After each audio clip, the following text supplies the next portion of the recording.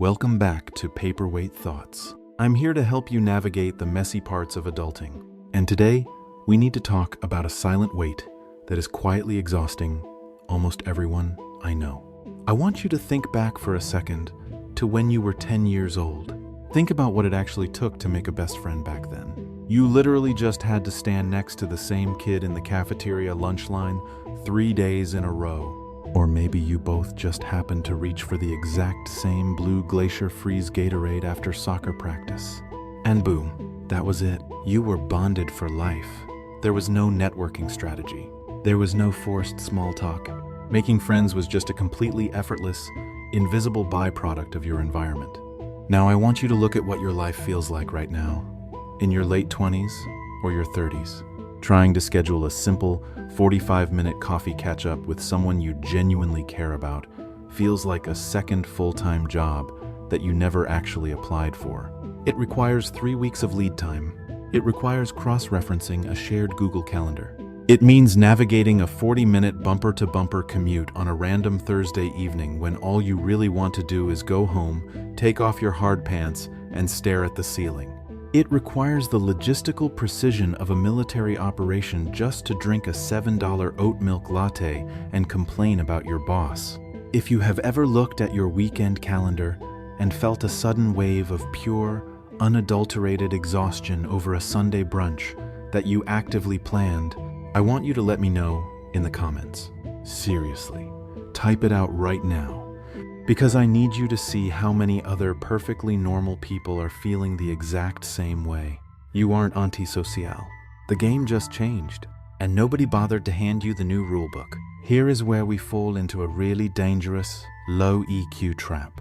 Because this new reality of socializing feels so incredibly heavy and full of friction, our default instinct is to internalize it.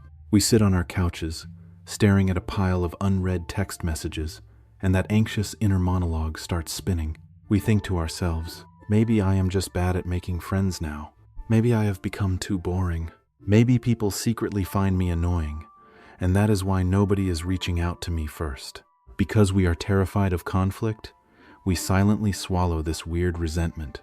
Or we swing the other way and over-explain and over-apologize every single time we take more than 2 business days to reply to a meme on Instagram, just to keep the peace and prove we aren't terrible people. Let's be radically honest for a second and put a psychological X-ray to this dynamic.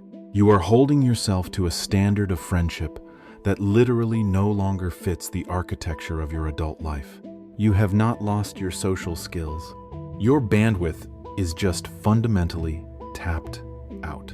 You are desperately trying to operate a complex adult life using the social software of a 10-year-old. And until you realize that this friction is not a personal failing, but an environmental one, you are going to keep burning yourself out trying to fix a machine that is already broken. The reason we are also burnt out is because we are actively trying to maintain adult friendships using a college-era operating system. Think back to your early 20s. You probably had a solid rotation of maybe 15 people you called your close friends. But let's look at the actual physical architecture of that time. You lived in a dorm, or maybe a slightly terrifying, cheaply built apartment complex where every single person you cared about lived within a 100-foot radius of your front door. Hangouts back then were rarely planned. They were entirely spontaneous. It was literally just you pushing open an unlocked bedroom door because you heard music playing, sitting at the edge of a secondhand futon, and doing absolutely nothing together for 3 hours. The barrier to entry was completely non-existent. Now, fast forward to today. The reality check hits incredibly hard. You work a hybrid schedule, or maybe you are completely remote, staring into the harsh, artificial glare of a laptop screen until 5 in the evening. Your friends have moved out to the suburbs, or maybe different states entirely. And every single one of you is carrying the heavy, invisible backpack of hustle culture, inflation, and the never-ending, exhausting task of just trying to keep your kitchen reasonably clean. But instead of adjusting our expectations to this new reality, our low EQ default instinct is to force the old dynamic. The panic. We look at a group chat that has been silent for a week, and that little anxious voice in our head whispers, "They are moving on without you." You need to prove you still care. So, what do? We overcompensate. We write these massive, frantic text messages apologizing for being absent. We say, "Oh my God, guys, I am so incredibly sorry. Work has been insane. I am literally the worst friend ever. Please forgive me." Or worse, we agree to go to an obnoxiously loud, $80 per person group dinner on a Friday night that we absolutely cannot afford, just to keep up appearances. We sit there at a cramped table, staring at a $12 side of Brussels sprouts, silently calculating the split on the check, completely physically exhausted, and feeling profoundly disconnected from the people sitting right next to us. Let's strip the emotion away for a second and look at the psychological X-ray of what is actually happening here. When you do this, you are no longer participating in a genuine friendship. You are treating your social life like an unpaid PR gig. You are spending all of your precious bandwidth managing your image as a fun, reliable friend rather than fostering actual vulnerable connection. You are performing, and performance requires a level of energy that your adult nervous system simply does not have right now. Because of this, you might even start silently resenting your friends for not reaching out to you, assuming they just don't care, when the reality is they are probably sitting on their own couch across town, feeling just as paralyzed, guilty, and exhausted as you are. If your chest tightens just hearing that, if you have ever felt that exact brand of financial and emotional exhaustion, I completely get it. You are not a bad person for feeling tapped out. But here is the harsh but liberating truth. You have to retire from the PR campaign. Usually, when that high-pressure group dinner text comes in, we automatically say, "Yes, absolutely, I will make it work." And then we silently dread it for 6 entire days. Instead, try saying this. Pause for 3 seconds, drop your shoulders, and just say, "Guys, I am on a really strict budget this month and my battery is low, so I need to sit this one out. But please have the best time and send me pictures." Notice what that does. You are not over-explaining. You are not writing a novel begging for forgiveness. You are simply stepping off the stage and refusing to let your friendships drain the peace you are working so hard to build. Once you realize that you are treating your social life like a PR campaign, you can finally see the psychological truth of what is actually happening. You aren't losing your touch. The entire infrastructure of your life has completely changed, and it has quietly eliminated the 2 most powerful tools you used to rely on for making friends. Psychologists call these tools the proximity principle and the mere exposure effect. Let me translate that out of academic jargon for you. When you were younger, you had a massive, built-in infrastructure forcing you to be around people. You were essentially trapped in the same cinder block school buildings 5 days a week. You sat in the exact same molded plastic desk in homeroom, staring at the same kids, smelling the same cheap floor wax every single morning. The mere exposure effect just means that as humans, we naturally bond with people we repeatedly see, without even trying. Connection was entirely passive. You did not have to schedule it. It just happened to you. Now look at the American reality of your current life. We live in separate, increasingly expensive drywall boxes. We navigate sprawling, car-centric cities, spending our evenings staring at the glowing red taillights of the car in front of us on the interstate. If you work from home, your primary interaction with the outside world is remembering to turn off your mute button on a Zoom call. All of that passive, built-in connection is completely dead.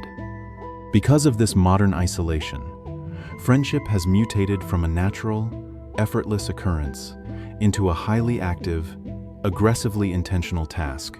And this is exactly where our ego traps us.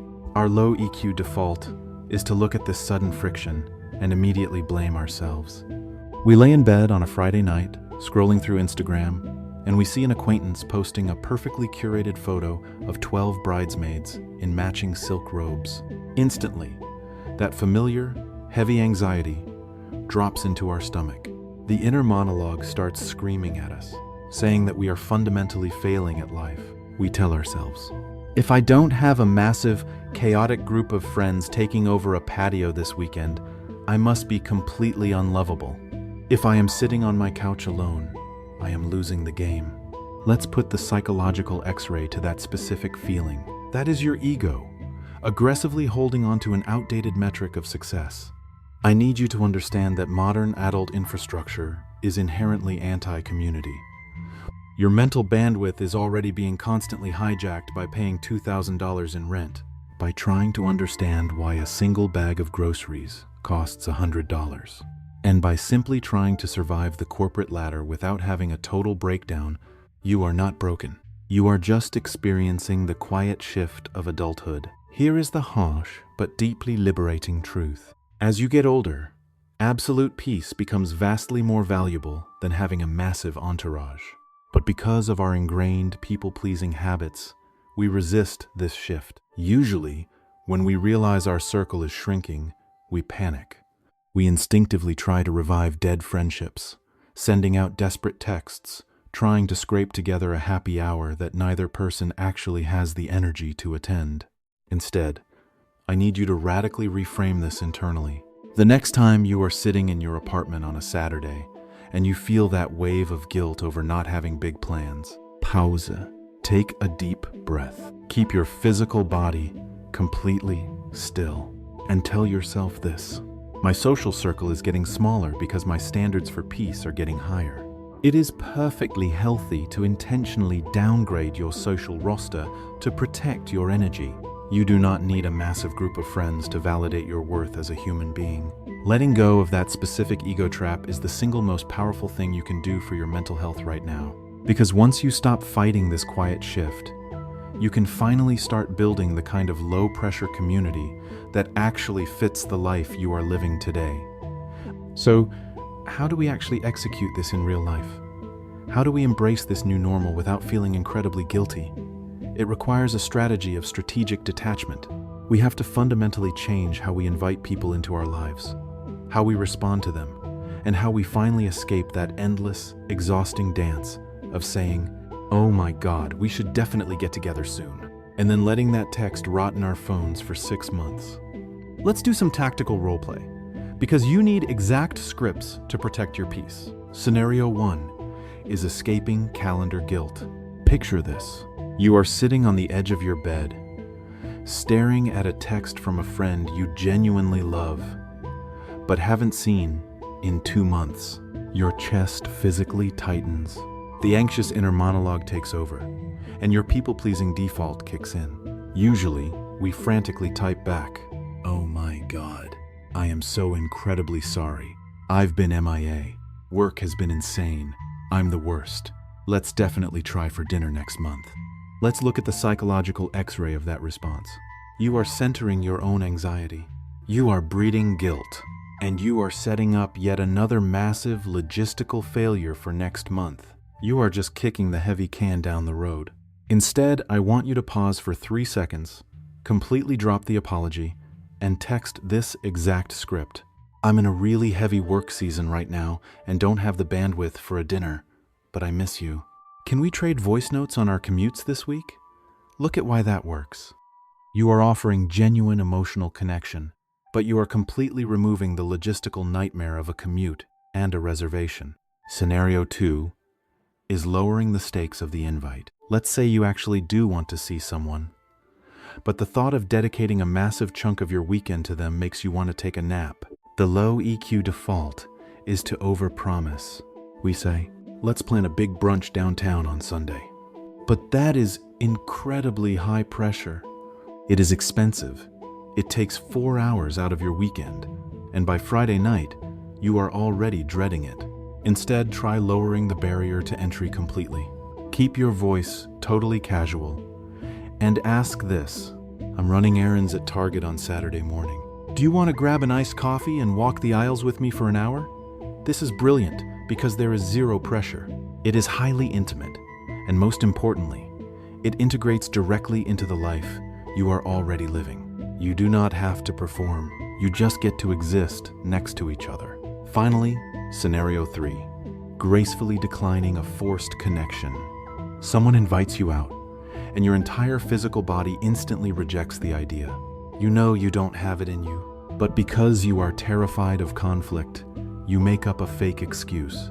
You lie and say you feel like you are coming down with a cold or that you have family in town. And then you spend the entire weekend stressing out, terrified to post anything on social media just in case you get caught in the lie. You are betraying your own boundaries just to manage their hypothetical disappointment. Here is the exact script to use instead. Take a deep breath. Strip away the lie completely. Keep your tone entirely neutral. And say, "I'd really love to see you, but my social battery is completely tapped this weekend and I need to hibernate. Let's bookmark this for when I can actually be present and good company." If your stomach drops at the thought of sending that text, I completely get it. But you are not a bad person for choosing your peace over their comfort. You are actually respecting that friendship enough to not give them a hollow, resentful, exhausted version of yourself. Once you actually hit send on a text like that, once you finally tell someone that your battery is tapped and you need to hibernate, I know exactly what happens next. You probably throw your phone across the living room. Your heart starts hammering against your ribs. You stare at the screen from across the couch, watching those 3 little gray typing bubbles pop up and disappear. And that low EQ default voice screams at you that you just completely ruined the friendship. We are so deeply conditioned to believe that setting a boundary is an act of aggression. We think that if we aren't actively bending over backwards, if we aren't sacrificing our precious Saturday mornings and performing the role of the energetic, perfectly agreeable companion, we will instantly be abandoned. Let's put the psychological X-ray on that specific panic for a second. That intense fear you are feeling right after setting a boundary isn't actually about losing the friend. It is your nervous system going through heavy withdrawals from the validation of people-pleasing. For years, you have used your own exhaustion as a currency to buy your friends' approval. You have equated being physically depleted with being deeply loved. You silently tell yourself, "If I am not tired, I am not being a good friend." But here is the harsh, but deeply liberating truth. A relationship that requires your constant exhaustion just to survive is not a friendship. It is a hostage situation. When you start setting these low-pressure boundaries and gracefully bowing out of things you cannot handle, you are going to lose some people. And that is exactly what is supposed to happen. You are going to lose the people who only loved you for your absolute compliance. By letting them go, you are finally making room for the people who actually want to know the real, tired, deeply human version of you. I want you to imagine what that new reality actually feels like. Picture a Friday night where you do not have to put on hard pants. You invite someone over, but your kitchen is a little messy, and neither of you actually cares. You order takeout, you sit on opposite ends of the couch in your socks, and you just quietly exist in the same room. There is no forced, performative laughter. There is no anxiety about keeping the conversation going. Your shoulders are completely dropped away from your ears. That is the gold standard of adult connection. It is the profound, quiet intimacy of simply being allowed to be tired together. Making this shift from the forced socializing of your 20s to the intentional, peaceful connections of your 30s isn't easy. If you struggle with the guilt of setting the boundaries, or if you want to understand the actual science of how to make low-pressure adult friends, I highly recommend the book Platonic by Dr. Marisa G. Franco. It is the ultimate survival toolkit for adult friendships without the burnout. I put a link in the description for you, because at the end of the day, you have a finite amount of energy to spend on this planet. Remember, having 2 low-maintenance friends who let you be exhausted is worth 100 people you have to perform for. I'm your host, and I'm here to help you get a little stronger and a little more peaceful every day. Subscribe if you want to figure this life stuff out together. See you next time.